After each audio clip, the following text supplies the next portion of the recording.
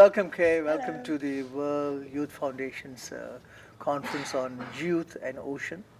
As you know, this is one of the SDGs, and we in World Youth Foundation trying to see how we can bring it to the next level. And having you here for the conference is actually a greatest blessing for us. Thank you. And we are super impressed with the virtual reality that you are professing and doing, and working closely with the United Nations. We would like to know more about it. Can you just explain what is it all about? Sure. So we work with artists and we teach them new technologies, and we ask each of those artists to focus on one or more of the Sustainable Development Goals. It so happens that through our partnership with UN Environment, a lot of the artists happen to focus on goals 11 to 15. Right. Using virtual reality, for example, Water Bodies by Adeline Tan, also known as Mighty Yellow, teaches you about microplastics. So you put the headset on and you journey down into the human stomach. You're then surrounded by these giant tardigrades, but unfortunately also tiny bits of microplastic. Tardigrades have been found in lava flows in the Arctic. They're the world's hardiest creatures, yet scientifically proven also to be ingesting microplastics. It's yet another way that it's getting into our system. So within 60 seconds, you have to shoot as many microplastics as you can. So it's kind of entertaining, but at the same time, every time one of those microplastics explodes, it tells you where it's from visually. So you get a plastic cup or a fiber from your clothes.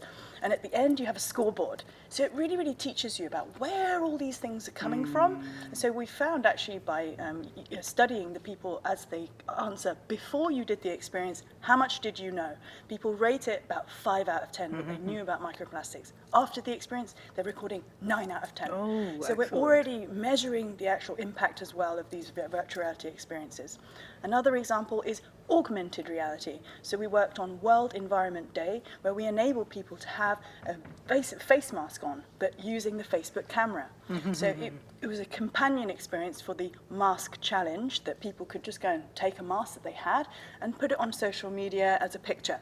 But if you didn't have a mask, then our ones enabled you to, play with augmented reality, snap a video and share it with your friends with a Beat Plastic Pollution tagline available in 9 different languages simply by tapping the screen. That sounds excellent, and I think this is the new way forward for all organizations to educate our audience, and more so with an impactful manner. And the other question, Kay, is that how will this make a better world? I think technology enables us to share those messages way more widely. Just that augmented reality experience, for example, alone reached 137 countries. Even Svalbard, the entrance to the Arctic, even there was one person who opened the experience in Syria.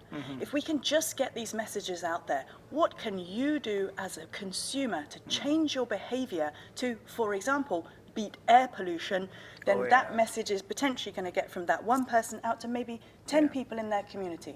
And then those 10 people will disseminate that message further. So using technology, we can reach people that we wouldn't perhaps otherwise be able to using traditional printed media, brochures, leaflets, posters, or actually going to a rural village, for example. And of course, we are limited by telecommunications. Not everyone has access, but many, many people do, and that access is only going to grow. For example, in Thailand, it has the deepest penetration of Facebook. People love to take selfies. So actually Thailand was the leader in the Beat Air Pollution Experience Mask Challenge. Cool. I would like to know whether this wonderful things you're doing, can it be also loaded into the telephone, the mobile phones? Absolutely. It's experienced through the mobile phone. So as long as you have an internet connection through your mobile phone, you can access it. And once it's created, it's evergreen. It's out there forever now. Anyone can use them. It's all free. It's just your ability to make that social pledge and share it with your friends. Is there any example that you could use or share with us to say that this particular program or a particular campaign that has gone viral or that's gone through the telephones or mobile phones to the world outside? So the World Environment Day example is the best example to date, but we're already working on another one for Beat Plastic Pollution in October as well. Excellent. So yeah, any of these themes can be brought to life using virtual reality, augmented reality, these new technologies to harness our youth audience, to make sure that they are on board, but speaking in their language and hanging out where they hang out. And a lot of people do hang out online these days. Excellent. And it's not to say that we shouldn't keep bringing people together at offline conferences in the real world as well.